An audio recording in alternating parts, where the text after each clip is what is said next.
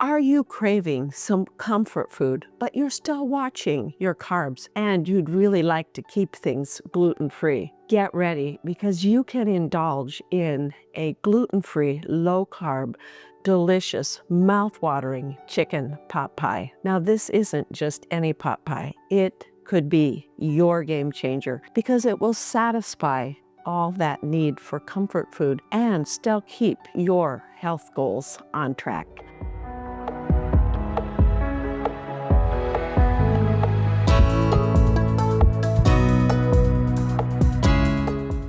I'm Dr. Joanette, your longevity expert and the creator of the Longevity Switch. In today's video, you are going to learn how to create a flaky golden crust that is low carb and also gluten-free. How to balance the flavors in a low carb chicken pot pie. Also, I am going to talk to you about why protein is important and why we usually don't get enough protein as we age, as well as how much protein is enough. So let's get cooking this delicious comfort food. I'm going to start by sauteing up some onions and garlic in a little olive oil. I love these induction burners. If you don't have an induction burner, you might want to think about investing in one. If you go to my website and click on the shop button, you'll be able to find an induction burner. I'm adding probably about a tablespoon of oil to my frying pans. Some diced onions, about probably 1.5 cups. It's 1 medium diced onion and 2 cloves of finely diced garlic. I'm going to cook that until it's translucent. One thing you want to remember about your induction burner is that not everything is going to work on it. A cast iron skillet like this is ideal. Also can be purchased on my shop at growwithdrjoanette.com. But in addition to that, you can use anything that's solid stainless steel. Other than that, it might not work so great. That's getting pretty translucent. The garlic's nice and brown. I'm turning it down a little bit to about medium, and I'm gonna go ahead and add the celery, a cup of mushrooms, a cup of carrots. And once it starts cooking a bit, I am going to add a tablespoon of cornstarch as a thickener instead of flour, since we're making this gluten-free, to a cup of my homemade chicken broth. Regular chicken broth, you can use purchased chicken broth as well. I'm going to add that in.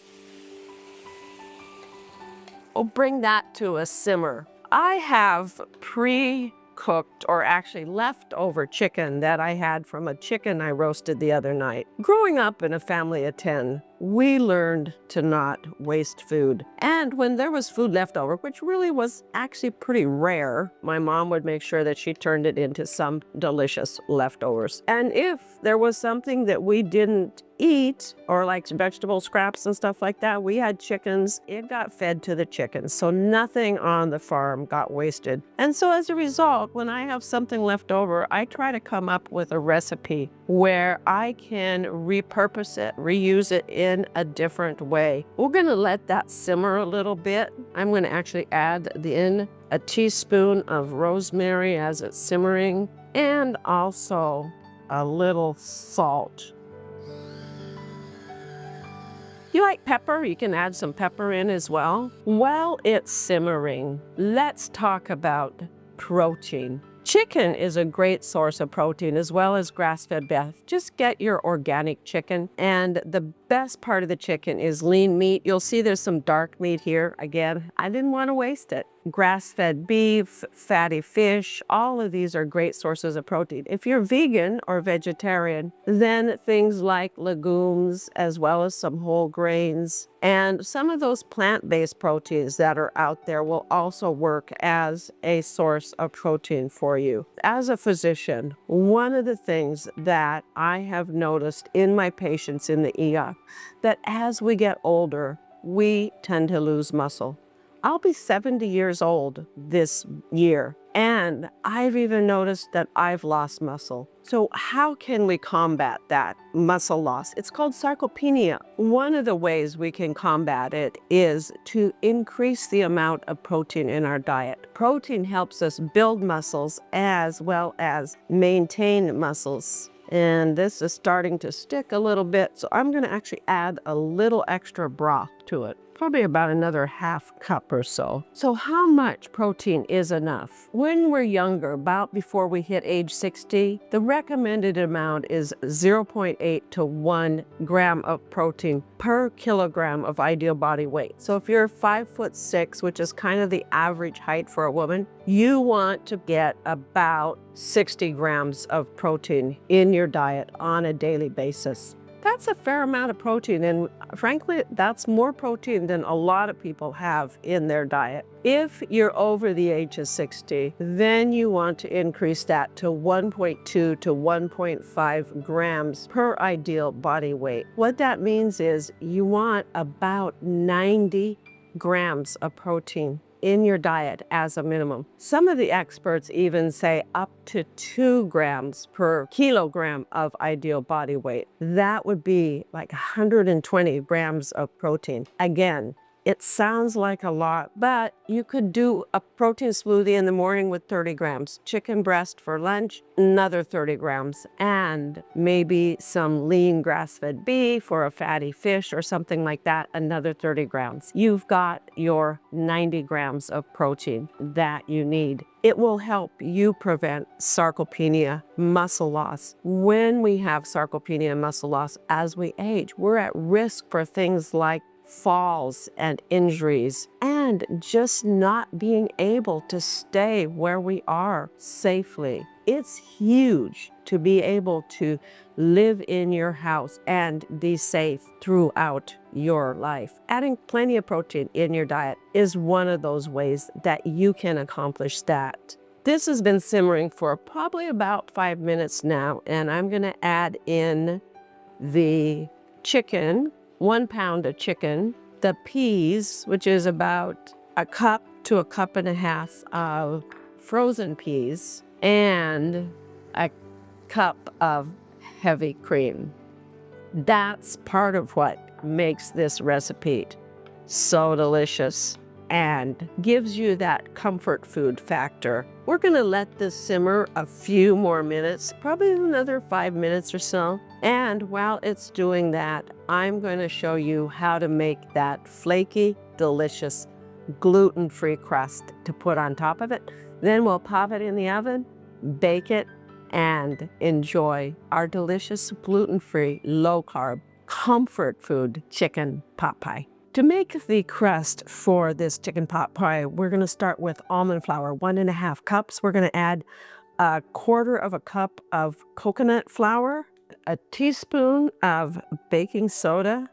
Let's mix that up together. And to that, we're going to add 1 egg and 1/2 cup of melted butter, as well as some salt. Probably about 1/4 teaspoon, maybe 1/2 teaspoon of salt. And we're adding our 1/2 cup of butter.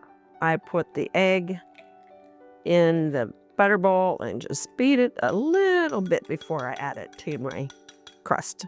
And we'll stir that all up, get everything all nicely moistened. It's a relatively soft dough, and I roll it out between a couple of pieces of plastic wrap or stretch tight, something like that. Just kind of bring it together into a ball. I just kind of pat it into a little circle. And this is my pan that we're going to be putting the chicken pot pie in to bake. I've actually, by the way, I've turned on my oven to 375 degrees. You want to preheat your oven 375 degrees while you're making the crust. And I just use my pan kind of as a guide. It rolls really easy, which is nice. And we're going to measure that a bit, getting close. That looks pretty good. Let's see how we're doing. Perfect. And it's time to add filling to our pan and top it with our chicken pot pie crust. Ah, smells wonderful. Comfort food coming up for dinner tonight. Love it. Farmer Fred was asking, what happened to the potatoes? I told him it was low carb, no potatoes. We'll see what he thinks of it. He likes potatoes in his things. When you're making it low carb, potatoes have a lot of carbs in them. That fits in there just about perfect. And I'm gonna leave the bottom piece of stretch tight on it to help me flip it over onto my pot pie. In this case, we'll do a little patching. It's not quite as easy to work with as regular gluten dough, or when you have flour, of course, but it'll still be delicious. And the last thing I want to do is put a few little slits in it to let some of the steam out as it bakes. My mom used to call these chicken feet. Well, we were vegetarians, so we didn't have chicken pot pie, but we had a vegetarian version of it. But she would also still make the chicken feet vents in it. And it's good to go in the oven. Oven is preheated to 375. We're baking it for about 30 minutes. I'll check it in about 25 minutes, see what it looks like. See if the crust is golden and it looks done. Remember, the vegetables are pretty much already cooked when we cook them in the frying pan. So 30 minutes at the most, 45 minutes. Our chicken pot pie has been cooking about 45 minutes. I checked it out about 30 minutes. It wasn't quite done. Needed to be a little browner, a little more bubbly, and I think it should be done now. All hot and bubbly. The crust is nice and golden brown, and it's ready to, well, I gotta let it cool a little bit before we give it a try. Wow, it smells really good. It's cooled a little bit, and I'm ready to give it a try. I've dished up a little bit of the crust and lots of this delicious chicken pot pie. Let's see how it is. Wow. The crust is nice and flaky, beautifully browned, and the flavorings all come together in a really comforting, delicious, homemade, gluten-free, low-carb chicken pot pie. If you found this information informative, thank you for clicking that like button and subscribing.